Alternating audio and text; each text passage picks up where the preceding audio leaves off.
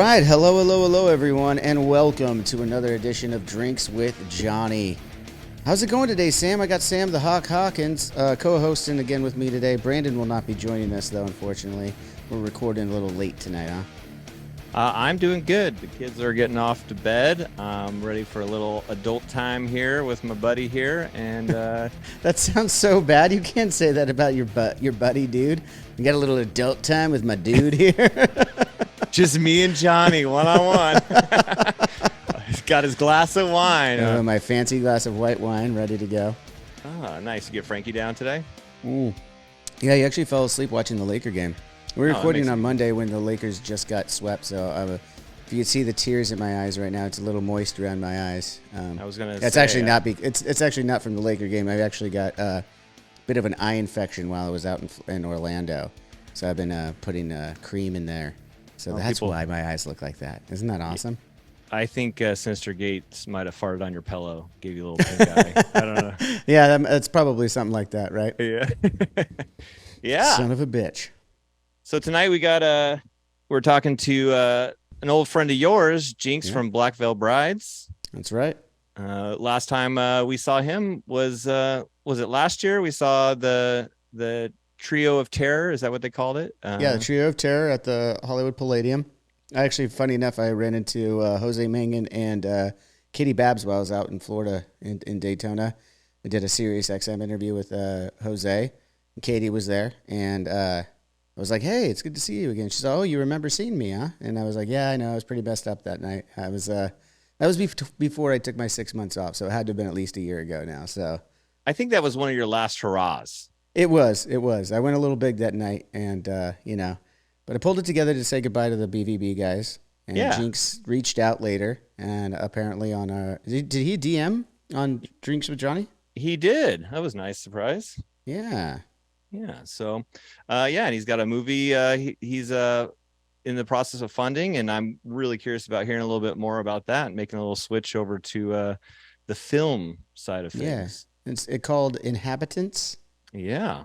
And we'll I wonder. I mean, I know it's a horror movie called Inhabitants. That's about as far as I know. I like the unknowing of this show these days, where I don't really know how he's involved in this. Rather, is he producing? Is he directing? Do you know? I do know, but you know what?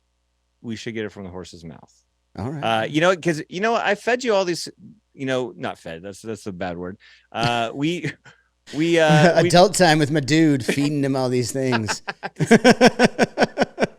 This thing is getting really homoerotic right here. Yeah, that's all right. Not that there's anything wrong with that. Not that there's anything wrong with that. As they said in Seinfeld. Great episode. Yeah. No, and then they also got. I see that they had a single come out February 22nd, which is actually my father's birthday. So. Oh wow. Yeah, special time. Yeah. But yeah, and doing little behind the scenes. This is 2 in 1. You've done these before. I've never had back to back. So that's right. Yeah, because this is the first time you're actually co-hosting. Yeah. And usually, even when you're around, like, you only have time to be there for one of the episodes during the day. I've done as many as 3 in a day, I think. Well, that's business as usual, just as interviews and such. You've done that before. Yeah. You're used to just talking to a bunch. Meanwhile, in between ours, I walk around the block and I just think about all the things I said. I was like, oh, why did I bring that up on the last episode? Oh, dude, you can't. Yeah, you'll get over that real fast. You can't. You got to have a short-term memory with these things, you know. Oh yeah. But yeah, I mean, I've never done long-term or long format rather interviews back to back, even being on the other side of the mic, you know. Yeah. Well, the good thing about these, they're more like talking to friends. It's not like you're going to work or whatever, you know. This is more fun time hanging with my boy. Adult time. I'm definitely gonna put on like some music in the background there. A little adult time for sure. Yeah. What else is new? You got some trivia for me while we're waiting for Jinxx to hop on here? Anything tickling your fancy this week? So, yeah. So I do have. We had a big conversation last week or two weeks ago that you and Brandon gave me a hard time for the list that I brought up of top grossing horror movies. Yes. Awful list. But awful compared to what? I mean, they were true. It just didn't follow the rule parameters that you were looking for. So I Yeah, went no, I ahead. mean it's like horror movies. There was some on there that like I didn't consider horror movies. There was also ones that like top grossing. We talking about first week sales. We talking about over time. Like the fact that like Halloween, Friday the 13th, and Nightmare on Elm Street, all three weren't on this list. Anything involving horror, maybe you leave one of them off the list, maybe. But those are like the all-time greatest horror movies of all time. So to leave them off the list, it just doesn't make any sense to me. Also, I thought about this. I was watching. Oh, you're gonna love this. I was watching this documentary the other day on the airplane called Jurassic Punk, and it's about the guy Steve Williams, who was like the original creator at ILM, doing all the first CG stuff ever for The Abyss with James Cameron, Oh. Terminator 2 for James Cameron, eventually Jurassic Park and other things. And he didn't get the credit, according to this documentary. They follow his life a little bit more. But anyways, we'll get back to that, but I bring it all up because I was watching, there was clips of Jurassic Park, and I was like, well, why isn't this considered a horror movie? On that list, it should have been considered a horror movie, which I guarantee you is a higher grossing than most of those other ones. It's got to be, it would have to be top three, at least top two, competing with Jaws. It would have to. Well, I think that, you bring up a great point. There is a lot of scares, or a lot of like the Tyrannosaurus Rex with the water and all. It's as like scary as Jaws is. It's as much of a horror movie as Jaws is. Or if you go aliens, I mean, it's sci-fi is what it is, right? It's science fiction. So you are correct. This list I found is top grossing horror franchises. So this isn't going to be a one-off. This is going to be collective, which you said, and I verified. I don't know if you'll agree with all of them, but it does hit. It does. But I wouldn't agree with it even if it was true. Just to be honest, like I'm an old head, and stubborn. So like if it doesn't fit in my parameters, it's fuck you. Well, I found all these reputable ones for the last one, and this one I had to go to Wikipedia. So here you go. You get Wikipedia. Now I have heard Wikipedia's gotten better over the years. Like I remember, when it first came out, anyone could type in the information that was never fact checked. But apparently they've gotten better over the years over there at Wikipedia. But we'll see. So, anyways, back to this because I really think you're gonna be interested in. Yeah, tell me. Steve Williams. He worked with the entire team on all these movies, doing the special effects, right? And the head guy was someone that had already won multiple Oscars doing the stop and go motion stuff with Star Wars and Lucasfilms and stuff. And they originally hired Steve Williams over ILM. What is it? Whatever the is ILM. Sorry to interrupt you. I'm not familiar with ILM. Is that just like a production company? What is that? It's a graphic designing company. Okay. So they were the ones that first started doing the CG for all these big massive movies. Okay. Now I'm putting it. Okay. And I can't remember what the abbreviation is. That's why I'm just going with ILM because it's easier to remember. I just saw the movie one time, and I don't expect to be an expert on all this. But the guy he met up with this other dude. They were the same age. They vibed off. I can't remember what record, but it was like an Alice Cooper record, and they both were listening to it when they first walked into the room together in the 80s. And he's like, "That's the first record I ever listened to." He's like, "That's the first record I ever listened to." And they immediately hit it off. They go off. They go kind of renegade, within the company. They're the kind of crazy guys that drink and smoke and do all this shit, but they're also the ones that are pushing the boundaries, right, of what CG can do. Up until that point, you had weird kind of silly looking stuff like Lawnmower Man and things of that nature. And they were the ones that first were able to do, if you remember the movie The Abyss, where the water comes up and there's an actual face in the water. Yeah, that was crazy back in the day. Yeah, and that was James Cameron's imagination, right? But he made a whole movie. They make the point that he made a whole movie, and if that scene didn't work with CG, he could just pull the movie back or just take that out, and it would still be the movie. Now, moving forward, they were going to attempt the T-1000 in Terminator 2. James Cameron had imagined that, and they're like, okay, cool. Now we got to figure out how to make this thing actually move, go back and forth between human and everything. Super, super interesting. remind me at the end of this episode to bring it all back there because we got Jinxx on the line right now. Let's bring him in. Beautiful. It's not Jake Bowie. I said Jinxx. Oh. I know it's not Jake. There he it's is. the other guitar player. Jesus. You said it quick. Are you there, Jinxx? He hasn't showed up yet. I think you you insulted him right off the bat, Sam. He's not coming in now. That's what I do. That's what I'm here for. It just takes a second sometimes. I'm sure he's coming in here. Yeah. You know, talking about that, Karen and I watched, there was this Jim Henson like reality show, and it was actually really cool because they had all the puppeteers or whatever who they would give challenges and they'd have to come in and complete all these things, and a lot of them were horror based. And Jinxx is here now. Jinxx is here. Oh, yeah. He's here. working the same technical difficulties we had. Yeah. So yeah, that's while we're waiting for Jinxx, we'll continue this conversation. He's had a little technical difficulties. I'll cut a little bit out of that, but let's let it roll because I still want to talk about these movie things. Like I was talking about the Jurassic Punk with the CG, and it made you think of Jim Henson thing. Yeah. So Jim Henson had his son has taken over. I forget his name. John Henson or something. I think it's John. Yeah, and he's one of the judges, and they bring in these celebrity judges, and each task is to create a scene or a different challenge of it. And just watching how quick they can move in making all these special effects, and they had stages and the way they can make things hide and stuff. And it kind of was cool because as a fan of like Labyrinth and Dark Crystal and all that stuff, to see how they do that stuff on the back end, it's just it's really cool. So anyway, as it goes back to the Steve Williams guy, it's like very interesting how he was like this renegade. So when it came to Jurassic Park, the main graphic designer who kind of got the credit for all these movies, that he got the credit for The Abyss, and he got the credit for Terminator 2.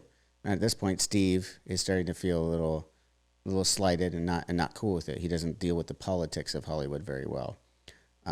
So then they are about to do Jurassic Park, and it was going to be faraway shots were going to be the CG created by Steve and that group, which was a group of about 15 to 20 people apparently. So it's not like Steve was just pissed it was them. Oh, he's coming back again. Well, when they do it, do you think he was partying too much, or do they just paint this picture that he's just getting slighted completely? It seems like it was, the picture they're painting is that he's getting slighted the whole time. They bring in the party in later on, and it became a problem. And by the end of the documentary, he's like 8 months sober and stuff because this is years past, obviously, right? And he's still drinking, and it's not a good scene. But yeah, there's a lot of other stuff going on there. But Jinxx, are you in? Yo, hey, can you hear me now? I can hear you now, but can you turn your thing sideways there for the purpose of vid? Right on, dude. There we go. Hey, sorry about that. I was having some computer issues too, apparently. I didn't realize. So, yeah. Do you have any more light by chance? You're pretty dark. Yeah. In the face, Am I dark in here? Okay. Yeah, give me a second here. I can just rotate. We just want to see your pretty face, Jinxx. We just want to thanks, buddy. Yeah, so. I see those Kerrang awards up I can there. do. Oh, yeah. It's a good thing I have. Let's see. Hold on. You just want to show off your room. That's all. Yeah, that's a lot of Kerrang awards right there. I swear. Tell you what, let's do it this way. My apologies, guys. No, you're all good. I had my computer running hot all day, and then all of a sudden it decided, no, we're not going to work right now. So yeah, that's the nature of the business. Were you on Twitch today? Is it still kind of? It's a little better today. Is that a little better? Let me see if I can get this cranking again, and then there can be better light. Let's see. Yeah. Are we recording yet? Or yeah. Oh, okay. My apologies. Yeah, we're gonna edit around it. It's all right. We'll edit around it, but we're definitely gonna leave some of it. Hey, while we're taking a break, let me grab something real quick. Okay. Well, we weren't I'm gonna taking get some a break, light from my monitor, and then should be better. So, how have you been, man? Good. How about yourself? Not too bad. How was Rockville? It was pretty awesome. It was awesome to be on a stage like that again, just a bigger stage. It was for sure. Technically second show back, but I mean, going from 3,000 to 44 was a big jump. So yeah, awesome. You have a good time with your family, or do you guys had a Yeah, no, it was great. We actually were out there Yep. in Orlando. I went out early, took the family to Disney World and did the parks and stuff. So Right. oh, Is that better? Oh, that Got is that's some so much perfect. better. RGB. It's Yeah. even Okay. cool. It's Sorry got about like a that. little. He's got like a mood light going on now with this blue and everything. Yep. It's I can quite add cool. even more. Yep. All So right. how you doing, Sorry man? about that. It's no, you're all Yeah, good. So dude. how's everything Yep. going? Everything's good, man. I'm a dad now, so I've got that going on. Congratulations. Thank you. That happened since I saw you at the Palladium, correct? Actually, no, it happened it happened 2020, October 2020. So, Oh, and okay. yeah, yeah. So Did you get to go he in the was hospital? I did actually, yeah. Oh, So good. he wasn't a pandemic baby at all. We were planning for him and everything, and then we got pregnant, and my wife got pregnant. I didn't get pregnant; she got pregnant, and Yeah. and it was funny because we had this whole world tour booked, and then it was like March 2020. We had one show in Mexico City, and yeah, we found out in February, and then we did the one show in Mexico City, and then it was like uh, we came back from that, March 6th, March 8th, or whatever, and it was like, oh, hey, so tours are getting canceled, and uh-oh. But it Yeah. was it was ended up being silver lining for me because that whole world tour got canceled and I got to be home for all of that year. I got to be there for his birth. We would have been in Europe when I would have got the phone call. He was like 2 weeks early and Mm, I would have had to rush home. I would have missed everything. But I got to be there and I got to be there whole first year of his life. And, it's just like a time I would have never gotten back. And absolutely. yep. So, but yeah, that was his first show. It was his first rock show. Was the Palladium show. So it Oh, it was a really Oh, was. cool. really? Yeah. Yep. Yep. I mean, we did a live stream from the whiskey while he was still in the womb, but I don't think that really quite counts. So, Yeah.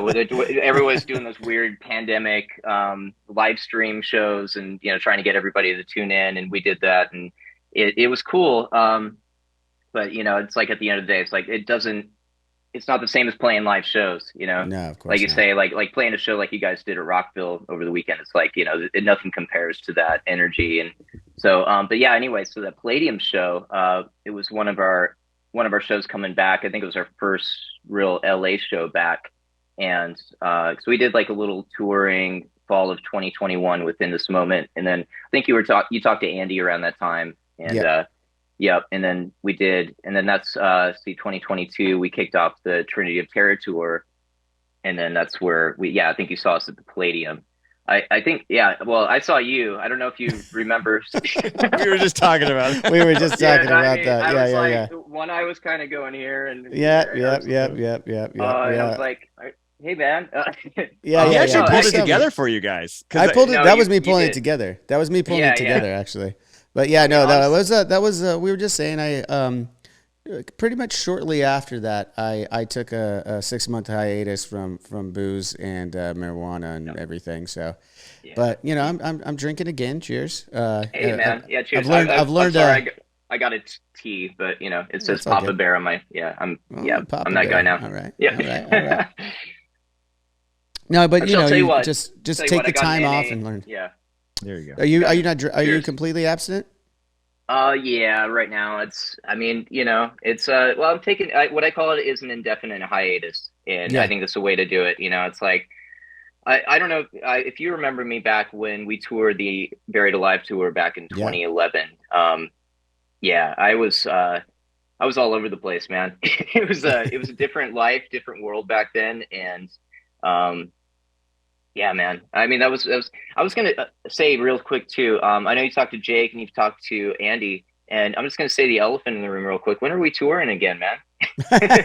Because I know you have control totally of everything that goes on Yeah. in the Yeah. band and in business. So Yeah. but no, Solely. man. Solely. Yeah, No, no, yeah, no. totally. No, Uh, no, you don't have to answer that. But no, of course. I mean, I think we'd love to just logistically. You know how it is. It's not even.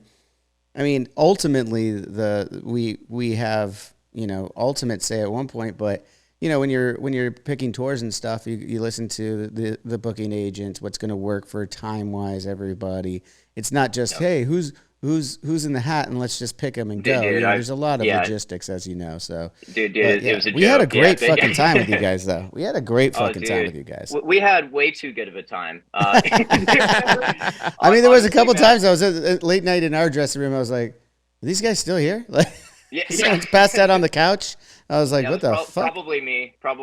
Yeah, I think there was a couple times where I licked the side of your face, and you were just totally cool with it. Totally just all right. I mean, that's nothing. That's nothing. I mean, I wasn't even offended about the passing on the couch. Right. Yeah. Okay. Right. Yeah. Nope.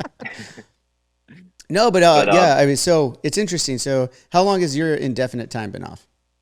It's been since November 27th of 2021. So okay, wow, yeah, it's been going. Yeah, it's been a minute. So, but it's whatever, man. It's fatherhood kind of took over everything, and and then I was we were touring, we were back at touring again, and I was just like, I can't do this anymore, man. I'm 42 now. It hit me, and I'm just like, oh, I mean, it was like, going through the old motions again of drinking every night, having a pre-show shot, and then it carries on after the night, and it was like, that how it goes, man. The pre-show shot turns into a pre-show drink, or, like it's like a shot of vodka with this much Red Bull, and then it just kind of goes like that. Towards the end, and the ratio starts to change. And we got towards the end of that, man. It's just like, I can't do this, and I don't want to bring this home with me, And it's like, I've got a son at home, and I don't want to fall into this dark pattern again. So, but yeah, not to go to any dark place or anything. I was just like, I came home and I was like, yep, right. I'm gonna just, it's indefinite. I'm not saying like I won't have a drink again sometime or whatever. And this has been the best thing for me, like not doing AA or any of that, cause it's like, I just doing what's best for me and what's best for, my kid and my family. So yeah, we're going to Cozumel tomorrow. I was just talking about, your vacation with your family. Like we're actually flying out in a few hours, got to finish packing. So thanks again for having me on here, man. Thanks for coming on, especially with all that, with leaving in a few hours here. I don't want to harp on it too much, but just to say, like, that's really inspiring, man. Like I completely sympathize with you on that, with the child and the family, what's doing. I mean, that's what it ultimately came down to for me, to take that time off and then for sure recalibrate. And Sam's like one of my best friends in the world, does the show with me and can attest to how much that just those 6 months have put a perspective on my relationship with drugs and alcohol. So yeah, man. I'm 41. I mean, you don't wake up the next day like you do when you're younger, no. Right? I mean, exactly. Yeah, dude, it hits you way different. Like, I mean, in my 20s, and I think we were doing that Buried Alive tour it was 2011. I think I was just barely 30 then, and that was probably the time when it was starting to really hit me too. It's like, once you get in your 30s, it's a whole different ballgame. It's like your metabolism slows down. I think that's what it is scientifically. Like, your metabolism can't break down or whatever. I don't know. I mean, it's also just alcoholism. You drink it every day. Part of alcoholism is being able to come up with an excuse for everything. Exactly.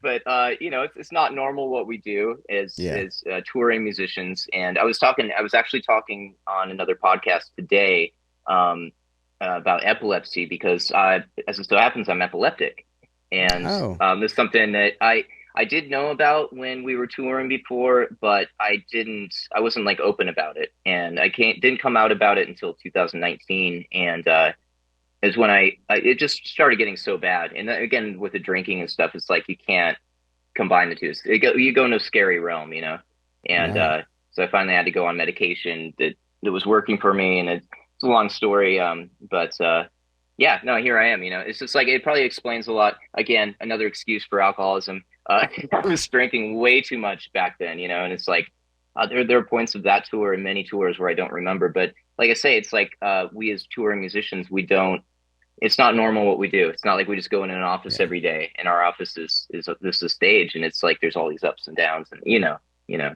Of course, I mean, I didn't realize you're epileptic. It's gotta be Yeah, tough with all the lights and shit, man. I mean, geez. it is, and that's the other thing we have to. And Andy's really good about this. When we get with a new LD, or like if we're using a house guy or whatever, we have to just clear the air. Hey, number one, Jinxx has epilepsy, and we've seen him go down. Like I've gone down at shows before. Oh. And it's not fun. It's not fun for anybody, And then we've had. I'm very mindful also, and this is something you're seeing a lot more of lately is bands if they see somebody in the audience, and it's hard to do, especially crowds you guys get where there's circle pit and it's massive, but seeing one person go down, but where the fan response is they point, and you see all these pointing fingers down, hey, somebody's down, and they stop the show. It's like, and it's a whole thing, to stop a show like that. It may piss people off, but I'm liking to see anyway. Nobody wants anybody to get hurt at a show, right? So, and for us, like with me being epileptic, I'm okay with strobe lights, especially if I take my medication. I'm usually okay, as long as they're like behind me or something. But if they're in front of my face, like the first episode I had as an adult was I was 27, and this is where I realized I was epileptic, and I was playing at the Whiskey A Go Go with my old band. And we had these strobe light boxes that I actually built myself.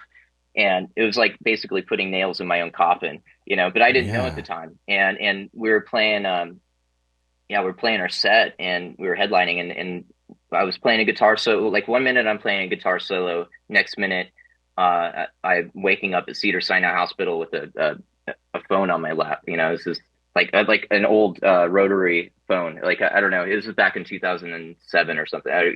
But what did the phone have to do with anything? I'm sorry.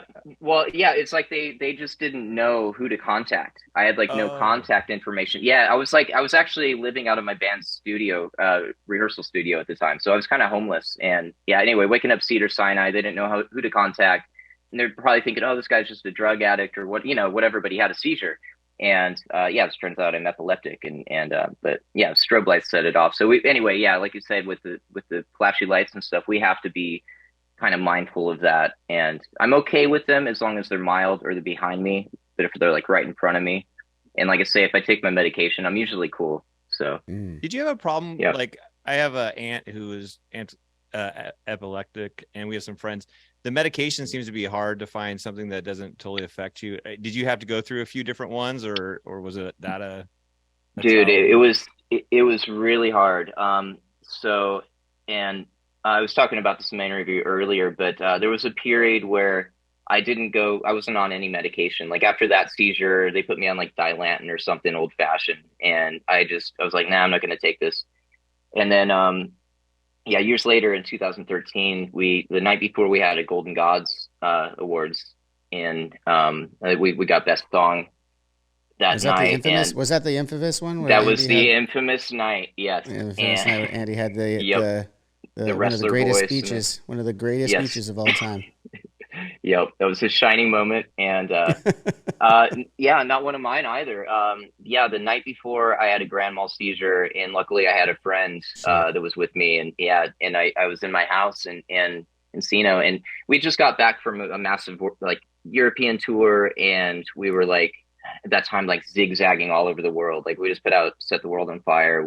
Like it was doing really well in the charts. Like we were just kind of on top at the minute, but at home, my relationship was failing, and I was dealing with a lot of home stuff, and I was in a bad place. I was stressed out, and stress is a huge trigger, and then being like completely exhausted.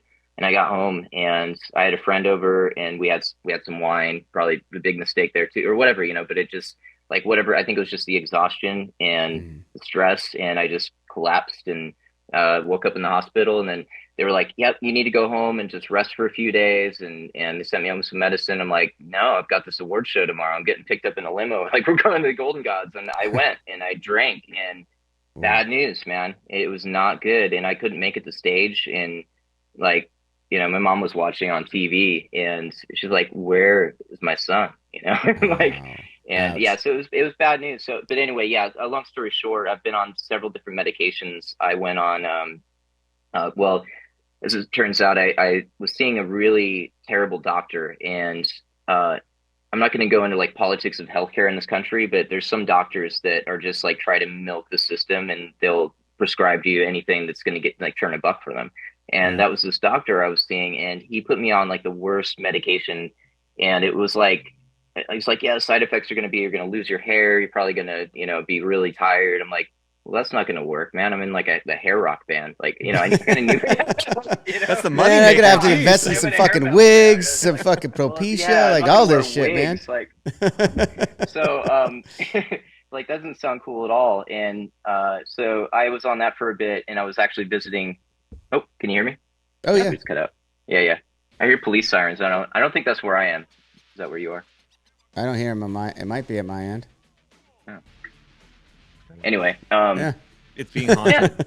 Bring you up to your movie here in a minute. Yeah. Oh, totally. okay. Yeah, I was gonna say I'm gonna talk about my movie in a minute. Yeah, Okay, we'll get there. I'm We'll gonna get end this there. real No, quick. keep talking. Yo, keep it. No. This is long form. It's very Jinxx is what we Yeah. do. So leading up to it, but yeah, long story short, I tried several different medications, but the scariest time in trying different medications, it's like experimenting with drugs, you know, and you're literally experimenting with drugs. And that doctor put me on the strongest shit that he could put me on. And then I was just like, I was visiting my now wife in Paris, and she was working there on a show. And we went to a New Year's Eve party, and I just completely blacked out. And I'm not like from drinking or anything. It was just like I was on this medication. I forgot where I was, and I was just disappeared for a long time. And it was scary, you know, and I'd have these absent, like I would just I started having more and more seizures. And I went to him like, hey, dude, this isn't working. Put me on another medication. It's like, we're going to wean you off this and put you on another terrible drug. And that was called Topamax. And it was like, at that point, I was like, whatever. And I turned into a zombie. And we were doing our fifth record at that time with John Feldman, BBB5. And we were in the studio, and I forgot how to play guitar.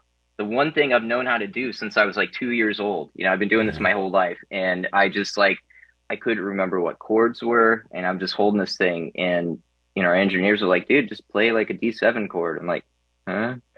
And that set me into this huge depression. I couldn't get out of bed for months. And I was just like, I can't do this anymore. I weaned myself off, and I wasn't on anything for a while.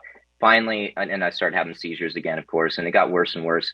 Finally, my wife's like, I've had it. We're going to find you a good doctor. And we found one in UCLA. And since August of 2019, I've been on the stuff called Lamictal, and I haven't had a seizure since. So it's like just finding a good doctor that, yeah, she listened to me. And I literally cried in her office because she just like listened to what I had to say. And like, oh, okay, we're going to try this. And anyway, so good news is I'm good. I'm almost 4 years seizure free. So awesome. yes. Wow, that's awesome, man. Congrats on that. Like, yeah, we're very curious about that. As Sam said, we have friends and stuff, and we had someone, Greg Grunberg, on this podcast last season, I believe, actor, and he has his own podcast called Talk About It that it deals with epilepsy and rare diseases of the brain and stuff like that. So, yeah, it's good to talk about it, man. 'Cause like you said, like you don't even realize you have it sometimes, you know, let alone, you know, people really like identifying it properly still to this day. So it's good to talk about it. Yeah, it's such a weird disease. Sorry to cut you off. It's such a weird disease that people still don't really quite understand. And it's when you have it and you go through these episodes, it's hard to, you just feel embarrassed. You're embarrassed. You're like, you don't feel normal, you know? And I've never felt normal my whole life. You know, I've always been like weird at school or whatever, and bullied and stuff. But I was just like always an outsider, but there was always something weird about me. But this one thing, it was like, it made me feel like just embarrassed about. And that's one thing I want to let people know that do have this thing that they're stuck with their whole life. Like, don't be embarrassed to talk about it. Because once I finally started talking about it and being honest with myself and with other people around me, like I felt better. And, you know, it's like my life is great now, and I'm able to still live with this thing. And it's like, whatever, you know, like moving on. Great, right. So, yeah. Great. You bring up a good thing that it could be options too of different medication, because like you said, you couldn't figure it out. The layman who might have saw you like Johnny at that show might have thought like, hey, he's just drunk again or something like that. But it's like, not exactly. That. You're really going through something, and you know, the patience of people might not be there. So I'm glad you're talking about it to let people know, hey, find the right treatment to help you, you know? Absolutely. Yep. Yeah, man. That's great. That's great though. I mean, maybe if you want, I could see if later on we could make that contact with that guy talking to Greg Grunberg, talking about his Talk About It podcast. further down the line. But you said Oh, right on. back to happier things. You mentioned you were taking the family. Where did you say? I'm sorry. Oh, yeah, we're going to Cozumel in the morning. So, Cozumel. Where's that? Cozumel. So it's a little island off the coast of Playa del Carmen, which is just south of Cancun in the Oh, Yucatan, okay. and southern Mexico. So, Mexico. It's Mexico. Yeah, You yeah, been there there you go. before? Yeah, yeah. So I haven't been to Cozumel before. We've been to Playa a couple times, Hmm. and just on holiday. My wife's British, so we say on holiday. So I love it. we're going on holiday. A lot of So I yeah. picked up that. I picked up that when my son was a little younger, watching a lot of Peppa Pig, and he would always say, "When are we going to go on holiday?" And I was like, "You're What's American, really damn it!" No, just kidding. down, down Peppa Pig. As a matter of fact, and this is kind of funny segue, but yeah. So my wife's mom's cousin's husband, we call him Uncle Phil. He is Phil Davies, who created Peppa Pig. No So way. Wow. yeah, yep. So That's my pretty wife, cool. yeah, my wife's pretty cool. She has one uncle who's Uncle Phil, who was not uncle. Is this her mom's cousin's husband? Uh, he created Peppa Pig, and then she has another Uncle Phil. So two Uncle Phils. The other Uncle Phil is the singer of UFO, No, of the Really? band UFO. Yeah, yep. So that's a from couple the of cool 70s Uncle thing. Phils. It's a couple of cool Uncle Phils. Yeah. So I thought you were going to tell Really? me you're Uncle Phil from Fresh Prince? West Philadelphia. I mean that would have been pretty cool too. But, yeah. I don't think that was British, though. I don't think that was British. No, So no. are you the only one with kids? Because Johnny was just talking about how backstage, they play 2 shows and now the kids are coming out and things like that. Your band hasn't gotten to that. It's No, just you. I'm the only one. We've been like placing bets, like who's gonna be next, and I think the front runner right now, everyone thinks is gonna be CC, but hey, you know what? Who knows? Who knows? So Mm. we got CC, we got Andy, we got Jake, and we're just like, come on, guys. And I just keep telling my buds, I'm like, you guys got to get one of these, man. It's endless hours of entertainment, and I mean, you'll never sleep You're again in your such life, but yeah. it's like, dude, man, my Are life you is are you one of so. those are you one of those parents that feed them all the good shit but like leave out all the bad shit? Yes. Okay. Yeah, yeah. No, no, dude, totally. I'm just like, yeah, you guys. Well, actually, it's really funny. We'll see each other again after a little while, and then I'm like, it's like, yeah, man, I've just been cleaning up pee and poop, like we're potty training. I'm like, oh, but dude, you guys got to get one of these. Like, seriously, I forget about all that Yeah. stuff. Like, It is Hard true sell. though. all the tantrums and but It it is is true what it though. is. Like it's the most rewarding and hardest thing you'll ever do is becoming a parent, and Absolutely, man. And I do highly recommend it for all that it's worth and all the stress. And, it's just like life for me is a whole different thing. And then, when we first met years ago and when I was touring then, it's like you think like when you're touring the world and your band's successful and stuff, like you're on top of the world and everything's great. And then you have a kid and you're just like, and you have a family and it's like, oh, wait, this is what I was supposed to be doing. I mean, yeah, it's good that, I got that career, all of that stuff out of my system. I feel like, we didn't have this child until we were like 39, almost 40. And, a lot of people we knew, like growing up, had kids at 20 and I grew up in Iowa and everybody I knew like had kids in high school and got married and, yeah, settled in jobs. And it's like, now I'm going to, move to the West Coast and do music and get out of Des Moines, and I'm glad I did. I'm glad I got all that out of my system and met the right person and I have this beautiful child. It's like my life is complete now. yeah. So, but I highly recommend it to anyone else. Well, Yeah. it's hard for people to realize till you get kids, right? Because Yeah. people say that and you're like, yeah, that looks like you said, poopy. That doesn't look any Yep. fun. And it is a lot of work. And I even remember Googling when my kid was like 2 months or like a month old. And I was like, when do babies get fun? Because it is not Yeah. fun in the beginning. It's a stranger that just shits and cries. And you're like, what are you doing? And you love it, but it's still like new. But then I feel Yeah. like, I mean, as you know, your kid's a little older. Once you hit that like 2 years on when they start communicating to you and things like that, every milestone gets better, Yeah. And I You started. Yeah. Oh, totally. Sorry. Go ahead. no, I just have my son walking in right now, interrupting the podcast. So Oh, is that Oh, Soya the right on. Destroyer? Soya the Destroyer. you want to say hi? Oh, he's in his underwear. Okay, probably not a good idea to say hi and drinks with Johnny in his underwear, Yeah. but Just no keep big it deal. PG. All right, sorry, I didn't interrupt.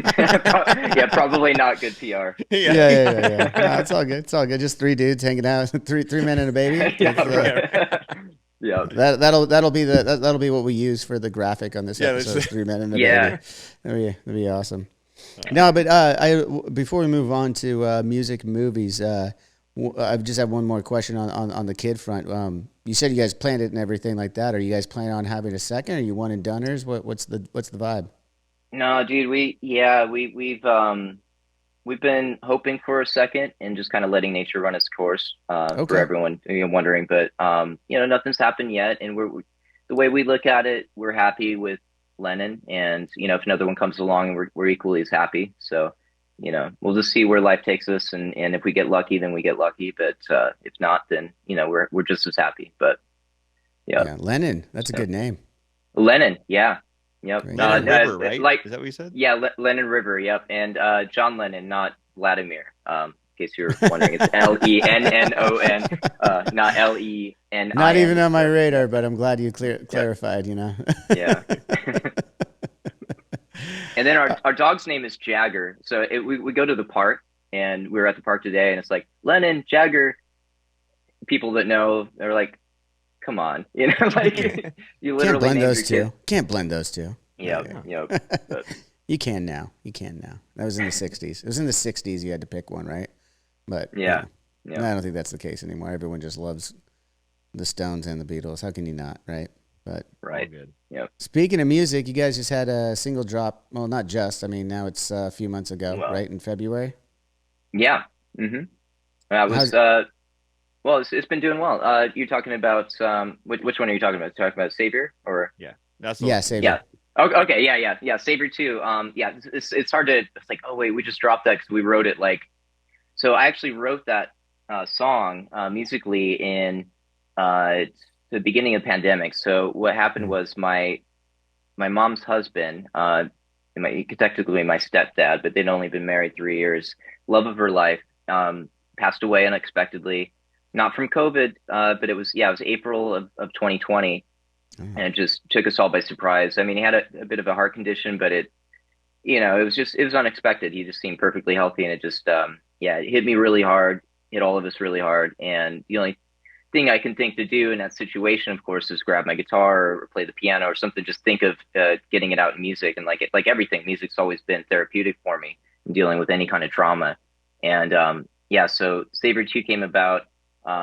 Where that hit me, and I told the guys we were writing at the time for the Phantom Tomorrow, and I said, like I need to take a couple weeks off, guys, and this happened, and I was on the phone with my mom, and it happened, and it was very traumatic, and they're like, yeah, do what you got to do, and anyway, I came up with the music to that, and then of course Andy took it and did what he does with it with the lyrics, and set it to make something that would give back to fans, something that would make sense going back and forth. So it wasn't just like a sad like eulogy to somebody. It was like and it was kind of like the original Savior that I wrote in 2011 that we did, Set the World on Fire. My best friend from high school committed suicide, and the same kind of thing. I grabbed my guitar. We were on tour in England, and I wrote that. And then but yeah, it was just kind of like we took this sad kind of orchestral thing that I wrote and made it into this beautiful thing, and then we shot the video in this church, and so my stepdad, his name was Grant, and he was a stained glass artist, and so we had the shot of this like beautiful stained glass window, and it was really into classical music, so we had an orchestra come in, and I was conducting, and I played violin. I played his violin that he gave me on it. Oh, So no it shit. was kind of like a really special moment, and releasing that song was it was a really special thing, and it's good to see it do pretty well. That's the story behind that one anyway. No, that's beautiful, man. I didn't realize that. I know we talked a little bit about that song, I think, a couple years ago when Andy was on the show. By the way, we mentioned that you're now the third member of BVB Black Veil Brides on the show. That ties you guys with no effects for most members on the show. So Okay, awesome. You're in good company there. We're in good company. Yeah, hell yeah. I don't know who's I going like to get it. to four first. I don't know who's going to get to four first. Well, But I mean, you guys got to get CC on for sure because he is a absolutely. wild card, man. Yeah, yeah, he's a Oh, lot of I fun. remember. If he's anything like he was back in 2011, I remember. You know, he really hasn't changed. I know he's changed, but no, he's still wild and still awesome, and he keeps it together. So he's a good dude and always been a good dude. But Mm. he's definitely gonna be fun to have on. I would definitely recommend it. So let's get to four. Come on, let's do this. Let's be the Let's one. get to four before no effects. We got Yep. to get El Jefe So on. how did you pick up the violin? I saw on your little promo for the movie that you're raising funds for right now, but you said Yep. guitarist and violinist. So when did you start that? Was that something from school that you just picked up and kept with it, or was that a family thing, like you said that your family had? No, yeah. So, well, it was a family thing, really. My grandfather played, and when I would go to his house when I was a kid, he'd pull out his fiddle. So, both my parents were rock and rollers, and to me, that it wasn't cool. When you're a kid, you're just kind of like, my parents, what they do is kind of, you know. And I'm like, I'm worried, like Lennon's, whatever, you know. I'm not pushing anything onto him, and if he shows an interest in what I do, that's cool. But which he does, and it's awesome. But when I was a kid, I was just kind of like, you know, they gave me a guitar and I would play around with it and stuff. But when my grandpa pulled out his fiddle and he would saw away on this thing, and I was like, oh, that's so cool. You know, I want to play that. And which is cool. Lennon actually likes when I pull out the violin anyway, but, so that's where it started anyway. And, my mom, started paying for lessons and for me, and I was 7 and I just took private lessons and I just really stuck with it. And I think because I was already kind of playing on the guitar a little bit too, not proficiently or anything, but it was just kind of like it was just an easy segue, you know, to something because it was a stringed instrument. So, but I was just like I really got into it, and I was heavily into like Metallica when I was a kid, and I always thought like their music was so orchestrated. And then I started listening to Bach and Beethoven. I was like, well, this stuff's heavy metal, man. You know, when you really think about it, it's like if like what would happen if you took these guys and gave them guitars, and that's kind of like where when we were first creating like BBB stuff, and I was like really able to throw some of that in there. And I'm like, what, like it'd be really cool to kind of incorporate that into this music, you know. But I played in orchestras growing up, and I was in played with the Des Moines Symphony for a bit when I was in high school, and that was like my first paid gig. And No then shit. yeah, I had like opportunities to go off to like Juilliard and stuff, and I'm like, you know, I'm gonna take a year off, and I'm glad I did. You know, it was a hard road to where we got to, but you know, if I went that road, I probably wouldn't have been as happy, and I wouldn't be where I am today. Um, but yeah, that's kind of my story with that, and I've just been trying to incorporate it in everything I've done since. And one thing I've been trying to get my foot in the door is with film scoring, and that's a whole different journey there. You know, I realized I've scored a few things. I've scored a horror film, feature, and a lot of shorts. And I guess we can segue now into the film. No, you did beautifully. Yeah. No. Okay, You're yeah. all So over it. Yeah. so my Habitants. idea. What's it about? And like, and So, how are you involved? yeah. So what the story is about is autobiographical, and so something that happened to me when I was a kid. I was 6 years old, and my family we lived in a haunted house, and this was Okay. in Fort Dodge, Iowa, and so we lived in this old house. It was built in 1912, and just I'm not going to go into detail about what happened, but it was really bizarre stuff started happening. We'd hear footsteps upstairs, and we thought we had a burglar, and we called the cops, and it wasn't a burglar. You know, it was just like this break-in kept happening while we were there, and we'd hear the footsteps upstairs, and it just got creepier and creepier. Like weirder things started happening. We had strange smells and cold spots, and but it was just like this weird smell of like sulfur that was really potent. And it's like all this weird stuff that just kind of started happening out of nowhere. Like we'd lived there for 6 years, and then nothing, and then all of a sudden, and it just escalated and escalated. Like we started finding these dead blackbirds everywhere in the house, like in weird grotesque positions and weird shit, right? I mean, Whoa. stuff that like even if I like I'm a huge skeptic about like religion and stuff like that. I'm not going to go into that at all. But if somebody were to come to me and tell me that this happened to them, I'd be like, yeah, right, you know? Hmm. And yeah, there's something that happened to my mom one night. This like black mist came into her room and floated above her, and that was it. You know, it was like the last straw. I mean, my brother woke up one morning with knife holes in his wall, riddled his wall while he was sleeping. Objects would just kind of like move around the house. Uh, Anyway, yeah, it was weird. It was fucking weird. How And long did you guys put up? So you were six. yeah, of Uh, six, and then I had so it was like the winter of 1987 and 1988. So I was six going on seven, and we moved out in like I believe it was January, February of 1988. So it was like yeah, December-ish, and then so about 2.5, 3 months that we put up with it before it was oh like the wow. final last straw.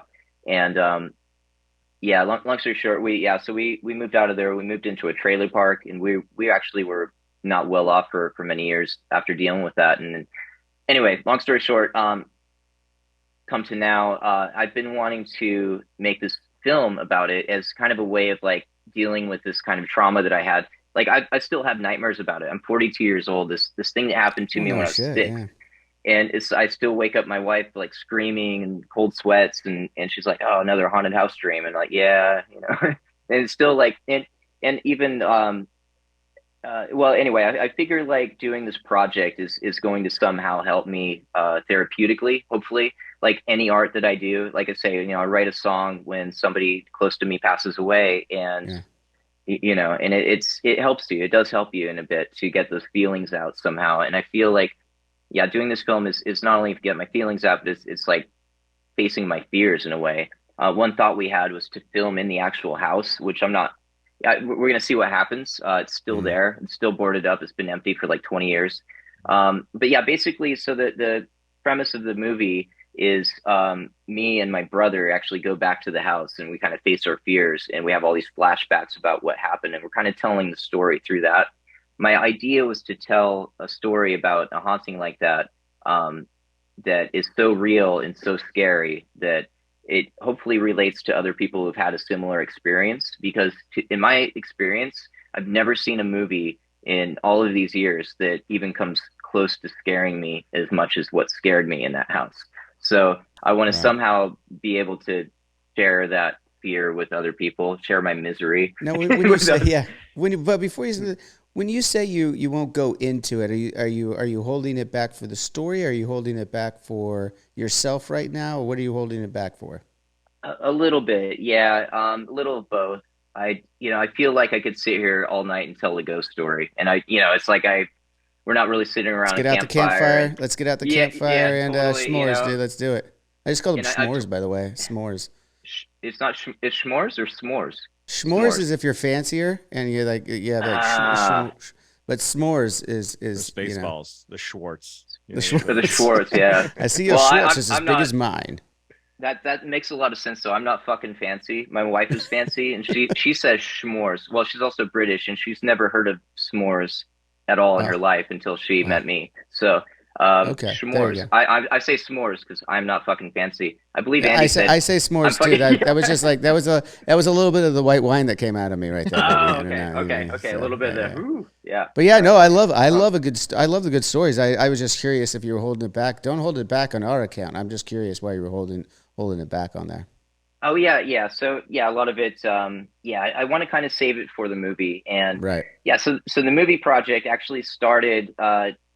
It commenced with me meeting the writer of the Amityville horror novels in 2019.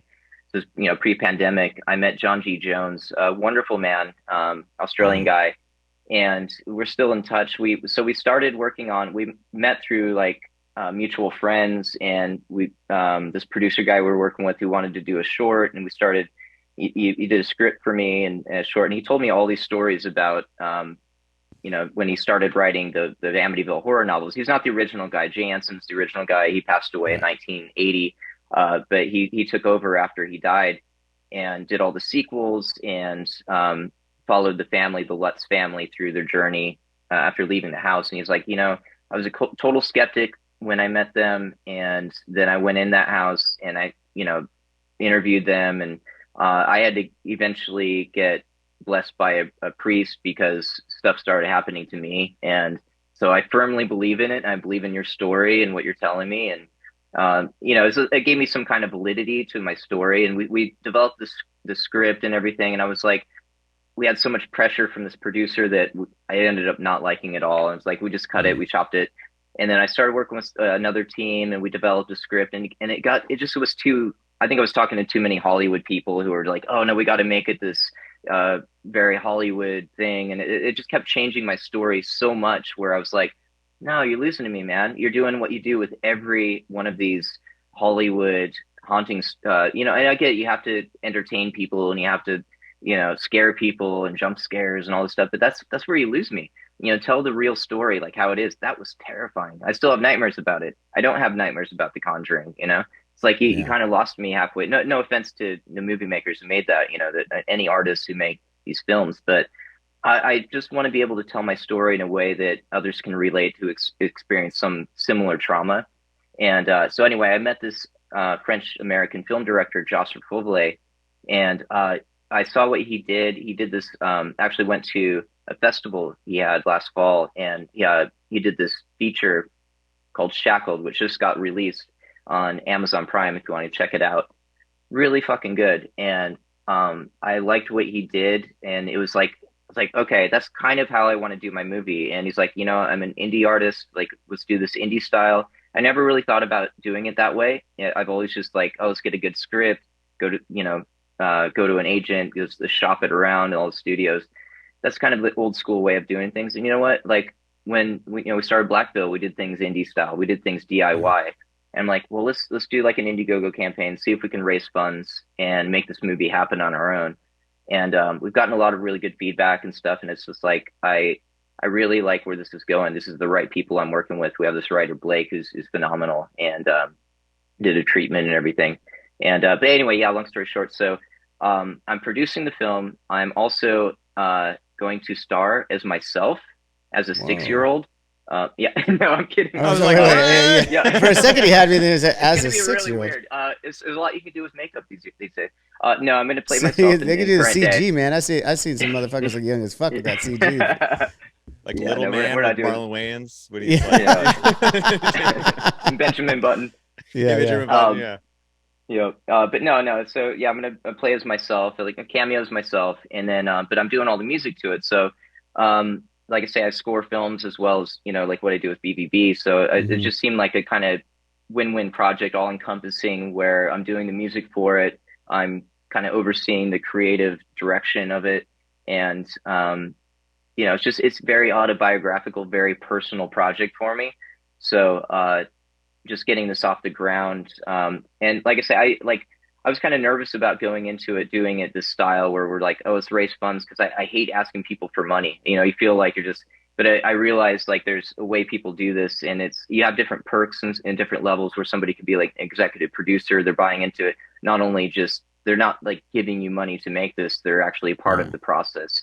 And so we got all these like different levels of like behind the scenes and, and you get to be involved in all the Q&As with the behind the scenes, and then you get to be an executive producer, get to be on set, so all that stuff. But so far we've raised $12,000.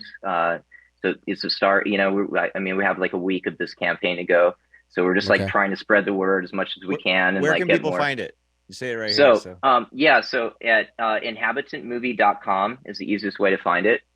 So the movie's called Inhabitant. And so inhabitantmovie.com. And if you go to there, there's links to our Indiegogo page. Or if you just go on Indiegogo.com and put in Inhabitant, it comes right up. Or if you Google Inhabitant Jinxx, it comes up, Inhabitant movie Jinxx.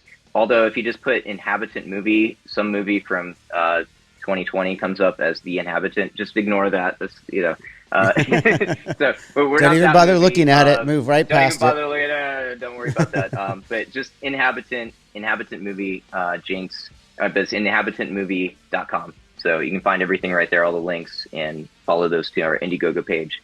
And like I say, if you're donating to it, and if you're not able to donate, it's like $1 or $10, whatever, but you get different perks. You get, and if you can't donate, just help spread the word. Tell people about it, and I appreciate it. We're just trying to make this happen, and regardless of what funds we raise, we're going to do something with it. We're, I feel like with this director I have, he's able to do so much with so little. So honestly, though, we'd like to raise. Everyone would love to raise $1 million for their movie, but we'll see what we can do with what we get, and we're going to make something really, really equally cool. So, and like I say, I'm doing all the music to it. So it's going to be something interesting. Yeah. You get to save a bunch right there of you doing the scoring and things like that, just from a budgeting standpoint. How do you guys have like tiers of budget that you were looking at? Or I don't know how much inside baseball you want to do here, but like, is that how does that go with making a movie? Like, we need X, or it's like, hey, this would get us this is what we need. Because I mean, you got like Blair Witch Project, who did it super cheap and then super cheap. Yeah. What was the other one? Paranormal Activity, or even Kevin Smith making his movies, Totally. Well, we had different tiers set originally when we launched this. We're like, so if we don't reach this goal, like say if we get 50 grand, we make a really awesome short, or if we get to 100 grand, we make a feature. We get to 200 grand or 250, we make a even killer, more killer feature. So obviously, if we get $1 million, and one of the perks, by the way, if you donate $1 million, we will do a real demon summoning party, and you'll be invited. And we will get out the Ouija board and everything. Wow. We'll hopefully summon it. It's not guaranteed that a demon will show up, but we'll see what happens. At the house? I mean, are you willing to go back to the house to try that? Well, I mean, that's the thing. For $1 million, I'm pretty sure we can buy the house and the whole block, probably the whole town that it's in. So not a lot of people live there. Is it uninhabited? You said it's boarded up now. Were you guys the last owners of it and it just fell off, or did they not resell, or was it a rental? No. Yeah, sorry. So my mom owned the house. She bought it in 1981, and she bought it for 35 grand. This house, it was a 2-story brick house built in 1912, and in 1988. And you can see all the records for this. It sold for 17.5, like half what she paid for it. It was like a short sale, and this couple bought it, and they turned it into a rental, and they rented it out for several years. And you can look at the records, but most of the tenants didn't stay for much longer than a month. And and then by about 2000, 2001, it was just empty. Like nobody lived there. It's been boarded up. And, I know this too, because my family, anytime we were in that town, we drive by and just kind of check on it, because it's just out of morbid curiosity, and it's a huge part of our lives that we all still talk about and still are haunted by. So we drive by and just see, who's living there now. And, but by like 2000, it was empty, and it's still there. It's still boarded up. Somebody owns the property, and it's pretty weird. It's like squatter paradise, I guess. But yeah. Wow. You legally have to disclose a haunting if you sell a house today? I don't know. Actually. I don't think so. I think there's. I don't think you do. No, there's too much speculation. So. There's too much speculation still in that. You have to disclose like murders or someone dying and stuff like that, but because that's evidential. Like they could. Not saying that anything against what Jinxx here is saying, but there's still a lot of skepticism to it. There's still a lot of questions. Codes or laws to it. Yeah. I don't think. There's no scientific proof of a haunting, I guess. Not to I mean, there's like ghost hunter shows and stuff where it's reality TV and night vision, and like, oh, what was that? Those ones kind of give it a bad name. Those ones give it a bad name in my opinion, because I'm open-minded enough to say I've never been around a haunting. Okay, straight up, never been around anything that made me feel like there was a haunting. However, I'm not going to discredit what someone feels and what they see and everything like that, or what their story is. And furthermore, if it's for entertainment, I'm all here for it anyway. So, because I love the genre, as far as entertainment factor of horror movies with that. But yeah, I mean, it's just funny because like a lot of those reality shows give people a perfect example of why they don't believe in it, right? Because they're like. Yep. You clearly see like the guy, like even in the night vision, like some of the really, really poorly done ones, you could see the camera guy close the door with his fucking hand in it and shit. You're like, okay, dude, like come on, man, like give a little effort here if you're gonna try and trick me here. Yeah, exactly, and like you say, it gives. And to me, like I want to share this with people who I feel have experience. I've actually had a lot of fans. Same with like the epilepsy who have tuned in and shared their stories with me. And that's a great thing about our fan base is it's this community of people who they they're able to share, like they help each other out. And I feel like I've had a lot of people come to me with their stories, and I mean, a lot of it I can kind of sit through and be like, all right, like I say, I'm a skeptic myself. Even though this happened Mm-hmm. to me, it's like if somebody just says, "Oh, this happened," and like somebody will show me a photo of, they're like, "Oh, this is an orb, and it's a ghost," and I'm kind of like, yeah, but that could be a drop of rain, and it could be a dust Right. particle. I always go there first. I always think there's some other explanation first. It's for me though, there's no explanation for what happened. And I remember it like it was yesterday, even though I was 6, 7 years old. I feel like someday maybe there will be some scientific explanation for it.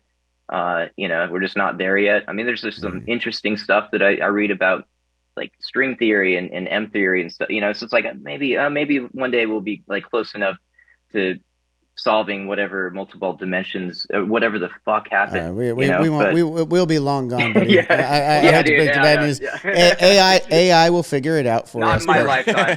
it's not Yeah, going to be us. exactly. It's not going to be us to Yep. do it. AI Well, is going to be way smarter than us, and they'll figure out all those theories that we got the ball rolling, and we're able to at least, hey, we got to give ourselves a pat on the back for being primordial to this planet. It's like, hey, we got pretty fucking far. Yeah. We even created the next thing. Like we didn't wait for nature to create the next thing.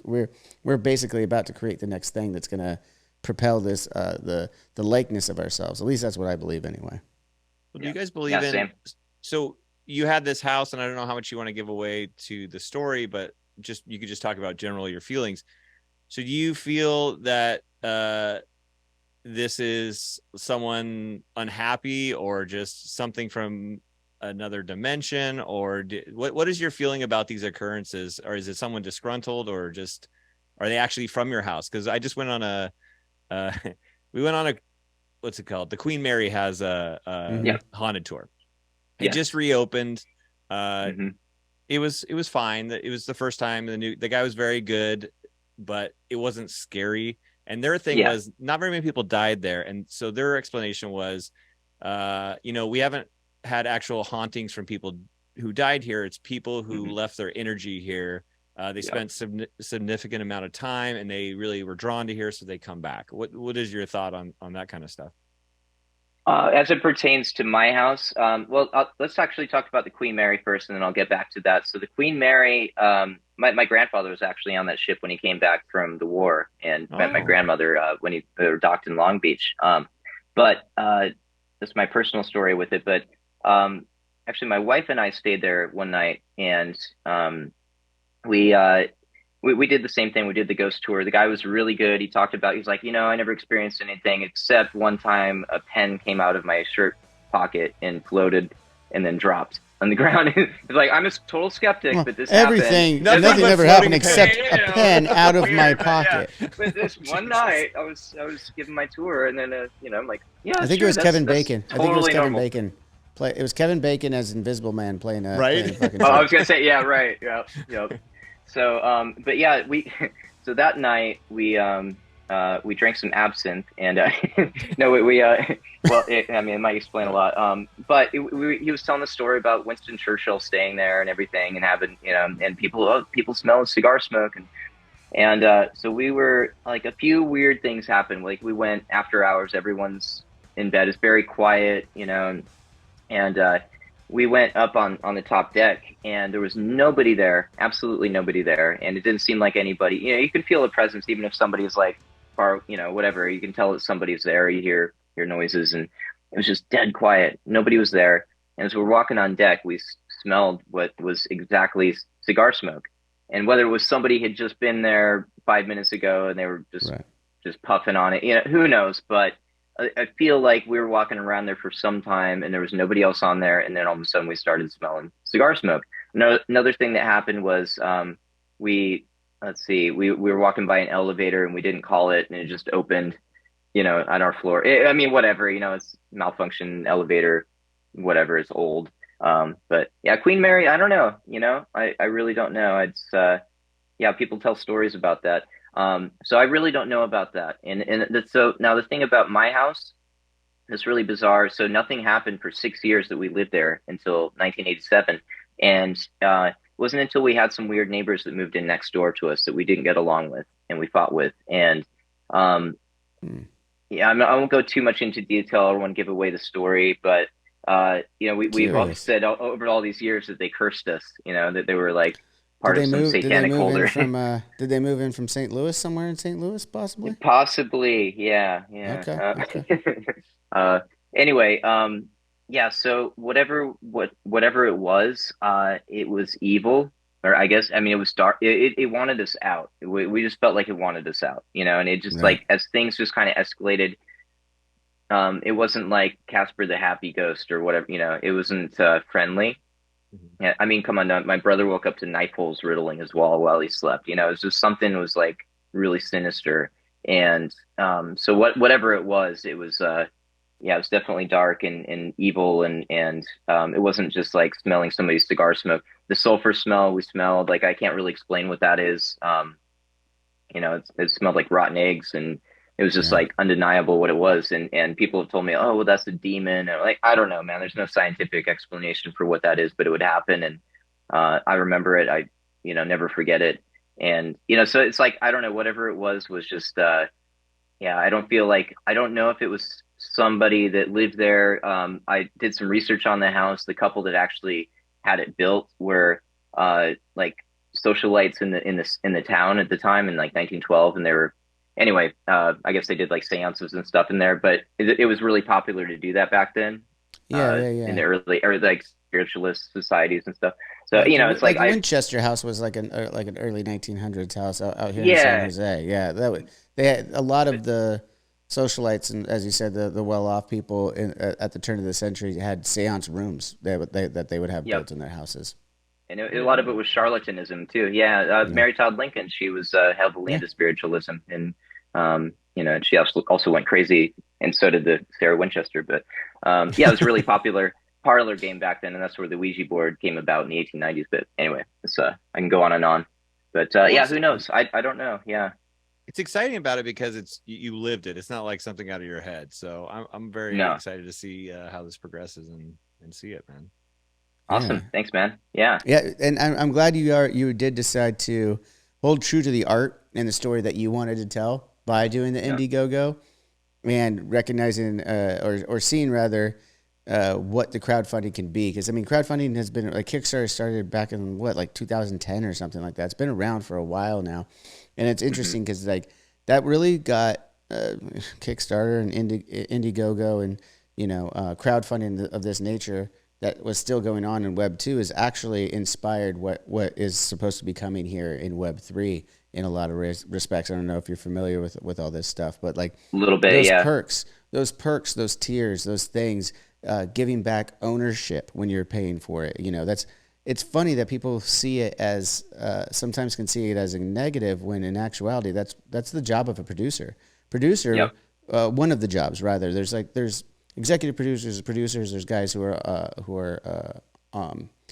site producers, right? There's a bunch of hmm different kind of producers, and one of them is like the funding producer who goes out and gets people to buy into. We're talking about big budget movies, everything. Their job is to get out and yep, go get money to fund the movie. And how do they do it? They give shares in that movie. So it's literally the yep. same thing. You're just doing it yourself, not You're right. exactly. Yep. So it's like, and it's just funny. A lot of people are like, well, this has never been done. It's been done the whole time. We're just The taking whole time, the control of it. industry, exactly. Yep.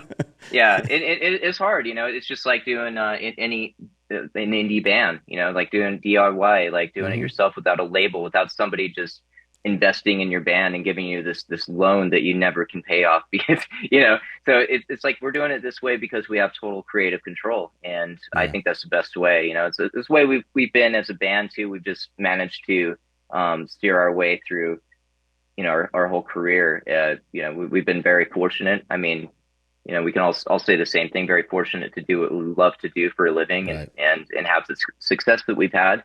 But yeah, like you say, I think doing it this way, I it's just like it's such a personal story to me, and regardless of what funds we raise, we're going to make something really cool out of it. So I really appreciate everyone who has contributed and who does contribute, and Again, spread I'm the word. definitely gonna contribute a little bit after we get off here. Go to Indiegogo. Oh, right on, definitely man. gonna contribute, and I'd love to rap with you later about some ideas that just I didn't even think about it until you were saying some of this stuff. Like if whatever tiers you get to, there's some ideas I think that you should look into. I'm not looking to be a part of it or anything like that, but I definitely want to.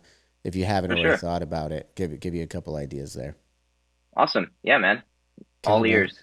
So Sam, before you came on, Jinxx, Sam was telling me he's got a bit of a trivia game if you're willing to play based on some horror franchises. I got to forewarn you though, he brought this one up with me and the other co-host who couldn't be here tonight because it's a little late for him, and this list that he came up was fucking terrible, and we had to guess what they like. I disagreed with it on so many levels. He promises me this time it's based on franchises grossing and all this stuff, so it'll be a little better. But I just want to state this to you, Jinxx, and get your reaction. This thing was a top 10 of horror movies. Friday the 13th wasn't on there. Nightmare on Elm Street wasn't on there, and Halloween wasn't on there. And it's some sort of top 10 in horror movies. If it's top 10 in horror movies and those three movies aren't in there, no, then it's facts. It's a stupid one. Blockbuster because it was like Jaws. It was Exorcist. Oh, it's all the ones that are aliens. Okay. It's like the ones that are critically acclaimed. But then I just brought up a point. That if you're going to consider Jaws and things like that, why aren't Jurassic Park made more money than that? E.T., Jurassic Park is E.T. that. Like those are horror movies too. If you're going to consider those horror movies. I get that there's. I think Gremlins was on there. Gremlins. Oh, okay. Well, there you go. Yeah. You already won. I'm just saying. If those three movies are not in a top 10 of horror movies, I don't care where you put them in there, but it's anything to do with horror movies, and at least two of those three aren't in that list, then it doesn't make any sense to me. Yeah. No, I agree. I totally agree. Yeah. Okay, so I have a list of 20 here. We're only gonna do the top 10, and I'll let you know. Yeah, I was like, dude, we're not gonna do 20. But I'll let you know if it's on the list, but not an answer. And the way we do this, Jinxx, is you'll go first, and if you guess one on here, you get a point, and then Johnny will go. He gets a point. If you guys miss it, you get a strike. 3 strikes, the game's over. And whoever has the most, and then we'll go through and I'll just tell you the top 10. So what this is the top grossing horror franchises. So it's not just one movie, it's all of it. And I have one that I'm already going to tell you I don't agree with, but we'll wait till the end. Oh, and it's good. Then it's really, if you don't agree with it, it's really going to piss me off. No, it's just it's an IP that's owned by Universal, I'll just say. And it's a very broad, I'm like, that's not all really the same series, if that makes sense. So, yeah. So I just gave you guys a hint. So, yeah, you did. So top horror franchises. Top grossing. So, Jinxx, you throw one out there. Wait. Go. You could go ahead and throw in Saw, but I just want to ask one more question about this. Yeah. You say top grossing. Talking top grossing all the time. We're going to DVDs, streaming, everything like that. Are we talking about first week box office? So let's see. I have total worldwide box office. I have also.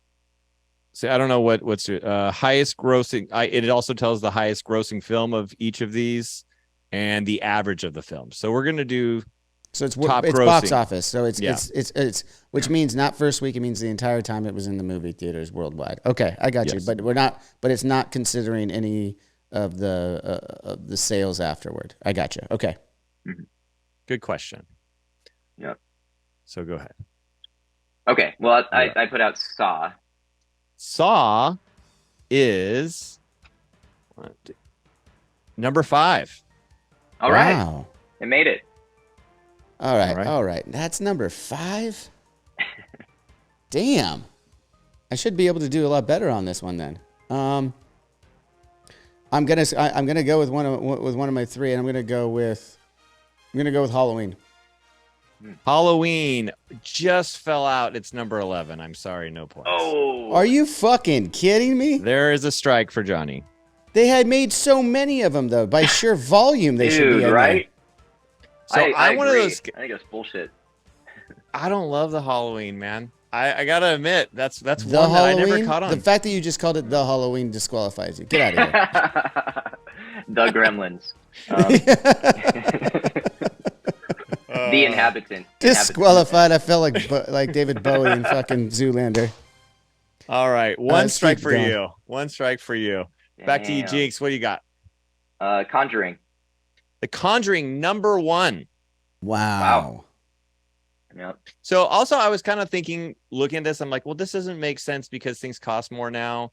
Like you talk about the grossing and stuff, but if you also, there are some older ones because more people went to the theaters, so the money actually levels out. I don't buy that. I don't buy that. More people went to the theaters, not for like not from like movies. Maybe now, like in the last 5 to 10 years, but like anything before that. Well, the ticket price, people went, but the ticket price changed. So the Conjuring, I don't think had as many as, Gremlins, we'll say, went to. Right. You know what I mean? So yeah, maybe. Is Gremlins one? Oh, did I skip ahead? No, I'll give that a pass. Gremlins, I used it as an example because it is not one. Yeah, okay. Yep. The Gremlins, by the way. The Gremlins. I'm going with Friday the 13th's got to be on there.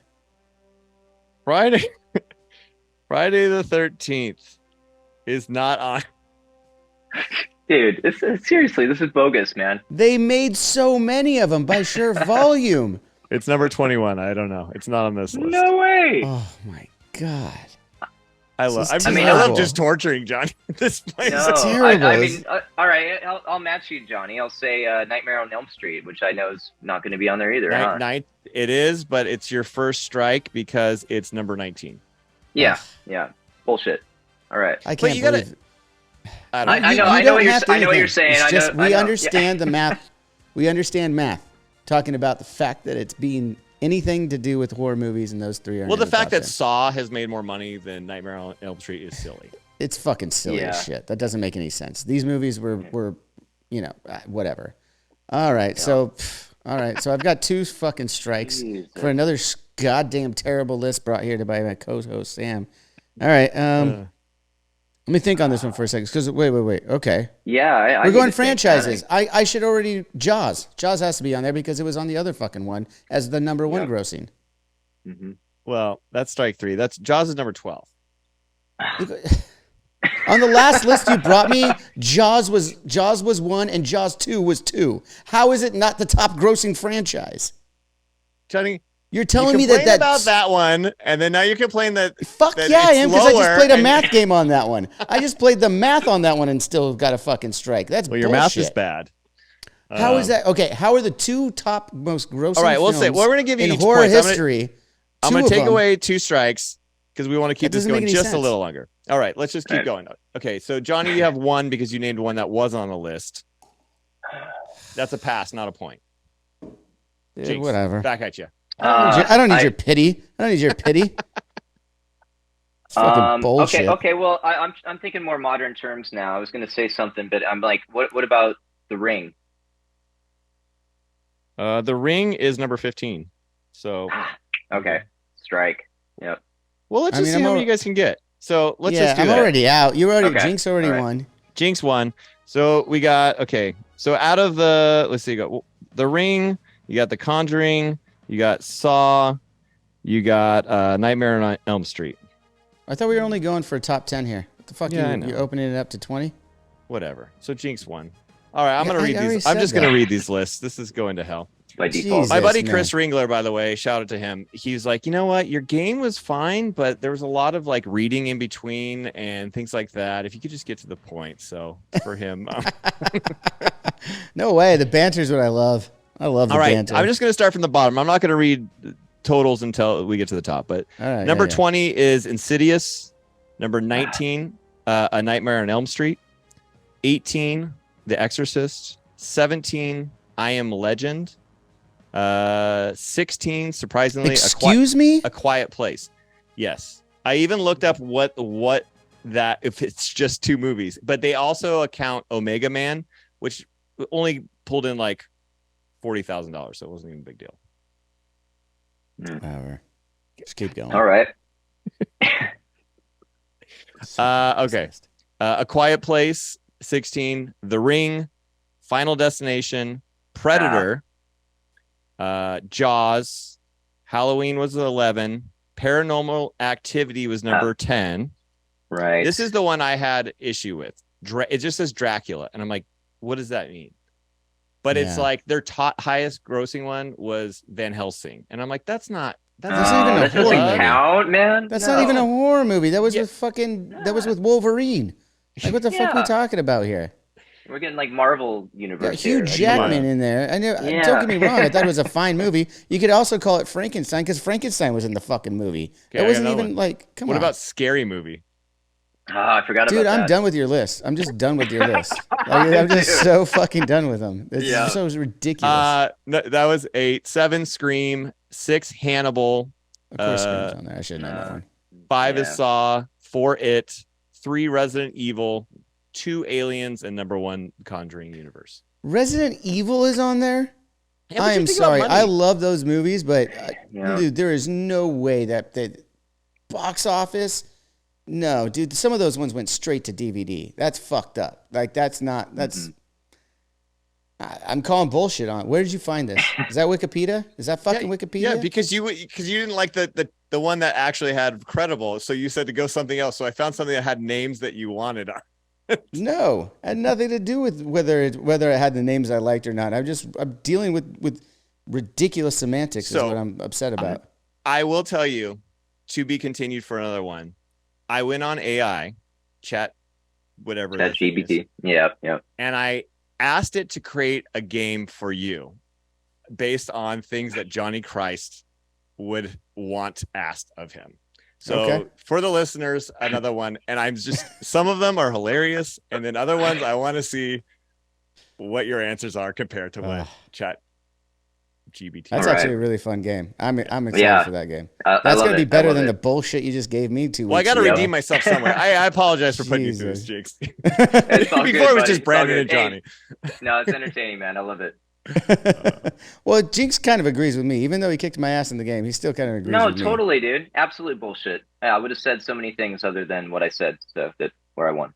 You know what I should do is go to, like, the Slasher Awards or whatever those, and have them, one of the bigger ones. The true fans. True fans. I don't want to hear this box office bullshit. It doesn't even make sense.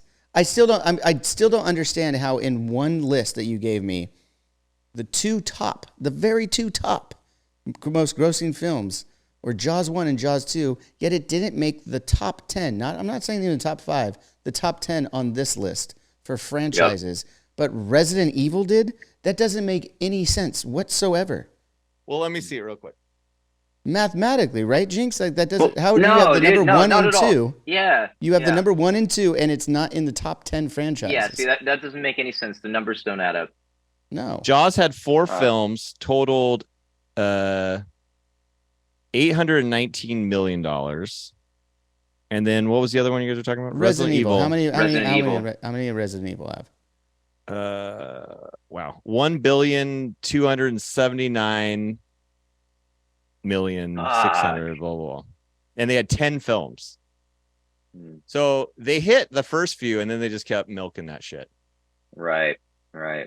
I guess, but then, those gamers, man, those gamers, they love that. That's shit. it. That's what it is. Yes, different generation. That's why you don't get it. But like I said, we were talking box office. But we were talking box office. I know for a fact a lot of those movies didn't even go to the box office. Dude, those first Resident Evils, I didn't love them, but they destroyed in the theaters. Absolutely. I liked all of them. Don't get me wrong. All the ones I watched, I don't think I've watched all 10. I don't think I even knew that. I didn't even know there was 10. Yeah. Yeah. But I'm just saying, I like those movies. I love the game. I absolutely am a Resident Evil fan. I'm not dissing on the art. I'm dissing on your fucking list. It just doesn't compute to me. All right. What was your favorite franchise out of those mentioned? You have to pick one. Oh, Nightmare on Elm Street. I go Predator. It's good. Yeah.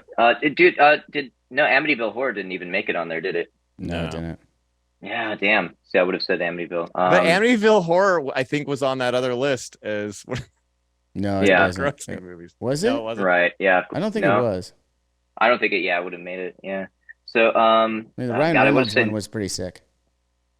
yeah, yeah, no, it was good. It was good. I would say like the original Amityville came out in '79, even though it's, Hmm. I mean, very dramatic and very '70s, and but it was like the closest to my story that it was like, okay, this kind of is very close. And when I talk about like horror movies that come close to telling my story, like say with The Conjuring, uh, like, and again, and nothing against the people who made that movie, and I know people that were, that worked on it, but it's just it lost me. It's just kind of like it's telling the story about this real haunting that happened to this family, and they're like, it's like, oh yeah, you're hearing weird noises, and then the weird smell and the cold spots, and then all of a sudden shit's flying around in the room and CGI and all this crazy shit, and it's like and it's like and jump scares, and it's like no, no, you lost me, and then it's like, Hmm. and then these specialists come in and explain like, oh, it was a witch who lived here in the 1600s, and this whole backstory, and it's like, fuck, man, you just totally lost me there. It's not Yeah. scary. Amityville came kind of close. Anyway, yeah, sorry to answer your question. I mean, I have to say Nightmare, man. Nightmare did give me nightmares when I was a kid before this thing happened Oh to me. yeah. So did Gremlins. Gremlins definitely gave me Thank nightmares. you. I talked about that, Yeah. and John and Brandon gave me shit that when I was a kid. Gremlins, Dude. But we're it's the fucking same age. scary. John's a little younger, so he was like Okay. probably saw it later, and it wasn't as like. I did see That a was, little bit like, later, and big back then. I saw. Okay, so full disclosure, I used to watch all of the movies because I had two older brothers, and they would, for birthdays back in the '80s, is what you did. You had your friends over from school. You had a sleepover on the weekends. Yep. You watched horror movies. We had a 2-story condo or a 2-story townhouse, whatever you want to call it. I was supposed to be asleep.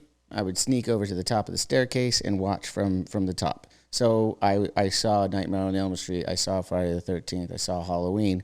All from those. I saw Chucky. I saw pretty much all. Oh yeah, Child's Play. All of that. Yeah, Child's Play should have been in there.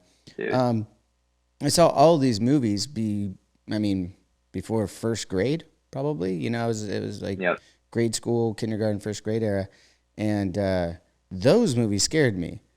Gremlins, I probably saw the first time I saw Gremlins might have been like the TV version, back in the 80s. Once it went to TV, they cut it out and put commercials in it, blah, blah, blah, blah, blah. But still, like, just the concept was always kind of campy to me. It was always kind of like that. Well, that's fun. I mean, it's not that I don't like the movies. I love the Gremlins movies. They're fucking awesome. But like, to be scared of them, and everyone's got their thing. I get it. But like, Well, they were a little campy to me, is all I'm saying. dude, Sam, yeah, it was campy, yeah. But when you're okay, so I saw it in the theater, and actually, Sam, do you remember a movie called Critters? Oh It yeah. came out in I remember 1985, I think. So my dad thought it was a good idea to take me to go see that movie in the theaters when I was 4 years old, and Rad. I went to my preschool the next day, just like, and my teacher was like, "Oh, what did you do yesterday, or are you okay?" And it's like, well, my dad took me to see this movie, and these little monsters are eating people, and it's like, that doesn't sound like something a kid should see, Right. but I basically just walked him through the whole movie, and like, yeah, and then the little monster ate. But so I had nightmares about them and Gremlins, and sometimes they would have like parties in my nightmares, and Okay. it was just kind of like those were my nightmares until I was because it's like I think what got me with Gremlins was the very ending, and the dad is saying like, so if your microwave conks out or whatever, this goes out, you want to look under all your beds, you want to look in all your closets, because you never can tell, you just might have a gremlin in your house. And then God, the 80s it's just were like, the best. oh dude, okay, yeah, that got me. Well, Dude, I don't think I kids today will- will get that though, because No. it looks. Yeah. My son looks at stuff from when we grew up and was like, "Oh, this looks stupid. This is Well, cheesy." yeah, They're like, dude, yeah, it's but the back then it claymation was and progressive. puppets. Yeah. Yeah, for sure. Well, of Puppets course, are that's fucking scary though, man. Come on. yeah, and that's always going to be the case. But I just want to point out just the way we were raised, the way everything was. I actually like it's nostalgic and everything, but and also completely hilarious to think that far back because they don't know any better. But like the 80s were just so awesome. The way that like parents would like purposely scare you, like on top of it, like I'm gonna fuck with him. And it's like now we like wouldn't even like you're a new father, you got a Dude, 3-year-old at yeah, home. Do you no, I'm, imagine like, like trying to just protect him? Like, yeah. no, hell That's no, not man. how our parents. That's not how I- the last generation did shit. It's just so. I wouldn't even fucking put funny. Monsters Inc. on for you, like, dude. I'm like, sheltering him. Maybe I'm going to be scarring him for life by not showing him these things. But I mean, Yeah. look how I turned out. Like, Yeah, who I got to knows? do something different, break the cycle. Yeah, whatever that see what cycle happens. is. But no, Yeah, it's just funny to think about when those movies were coming out. Like I said, like that. It's also like that was a form of entertainment. You went to the movie store. You went to the movies, and then Yeah. and then when a movie came out on sorry, I said DVD on tape cassette on VHS. VHS, yeah. VHS or beta, depending on who was on top of the household. And you went and grabbed from not a Blockbuster, because Blockbuster wasn't even around yet. I know for me in the 80s in Southern California, there was a place called The Warehouse that had CDs and tape cassettes. They didn't have CDs right away. They didn't have CDs for a while. They had tape cassettes and VHS and beta. And then that's where you would rent them. And then you go back and put it in the Magnavox on the old tube TV, and you sit around and order some pizza on the weekends, and that was entertainment. That was it. The good old days. Yep. Yeah. Now these kids these days, man, they're streaming and their video games and their TikTok. And this is old men talking. This is no, man, they don't know. Boomer. This has been Boomer Talk. Boomer Talk. Jinxx and Johnny. This is Boomer Rock. I get called Boomer more times. I'm like, some of the times I'm getting called Boomer, I'm like, dude, I'm 38. I'm not even that old. Like, just a lot is exponential growth, man. Yeah. Yeah, exponential growth has happened during my lifetime. You guys don't understand yet. Don't get me wrong. There's years of our lives that, Johnny, that we've missed. I think too. We kind of missed a lot of things for at least my experience about 10 years. I'm like, what happened in those 10 years? I mean, not to mention, we lost like 2 years of our lives with pandemic too. It's like, holy shit, what has happened? Well, yeah, I mean, just being out on the road, you can't especially it's hard to keep up, man. Especially the early 2000s, or just the 2000s, from 2000 to 2010. To be real, I mean, cell phones were around, but obviously, and they were by 2010 they were everywhere. But that wasn't till then. There was an entire decade where people were still figuring that out, and then once. From 2010 to now, it's like, I still remember when I bought my house in 2008. For the first 4 years, I had to have a actual landline because there wasn't cell service here, and I needed to get a taxi. Remember when you needed to get a taxi to go places? Yes. And you had to have that taxi phone number on your fridge, the magnet, right? Yeah. And it wasn't that long ago. Everyone looks at me like I'm crazy. I'm like, dude, that was only 10 years ago. You didn't have Uber? No, it wasn't a thing. It's like it was 10 years ago, and you're 15. I mean, I guess that's more than half your life, but still, come on, man. It wasn't that long ago. Stop making me feel this fucking old. Boomer Talk. Everyone enjoy. Boomer Talk. Yep. All right. Well, Jinxx, I know you got to get to your family vacay, so I appreciate the time, man. Everyone go to Indiegogo and help out Jinxx and his team create this movie for you guys. Sounds really awesome. I can't wait to all the stuff that you're holding back right now. I hope we could get out there to everybody, because I know you don't. Awesome, no, of course you don't want to give it away for movie purposes, of course. But yeah, just really interesting to me. So really looking forward to that, man. Awesome. Thanks so much, Johnny. Thank you guys so much for having me. Of course, our man. pleasure. We'll be in touch. Yeah, awesome. Absolutely. Love you guys. All right, later. Have a good one, man. Cheers. All right, you too. Take care, guys. Later. Well, that was nice. That was very nice. I still hate your games. What the fuck is wrong with that? You just want to hear us talking about you. Yeah. Oh, he's just hanging on to, hey, what are they going to say about me? All right. I'm going to peace out, though, guys. All right, later. All right, later, guys. See you, man. Oh, man. No, that was really cool. Well, I got a wife here who has an interview I got to cut out, too. Hey, good talk, man. Good talk. Good talk indeed. Well, don't bring back adult time. Stop trying to make adult time happen. I'm not going to let fetch happen. Thanks everybody. We'll get back to the Jurassic Punk another time and the Henson thing, because I did find it very intriguing. So everyone go check that out. And everyone go to Indiegogo Inhabitant and help out Jinxx create this artistic vision for him, and that would be great. I know I'm going to go check it out and donate something there and help him out in any way I can. I guess that's been it. So again, thanks for checking us out. Make sure you subscribe and all that fun stuff. Turn on your notifications. Never know what we're going to do, what we're going to drop, and when we're going to do it, because I don't know. That guy doesn't know. Nobody really knows when we're going to do shit. So if you like what you're hearing, make sure you're tuned in there. And I guess that's it.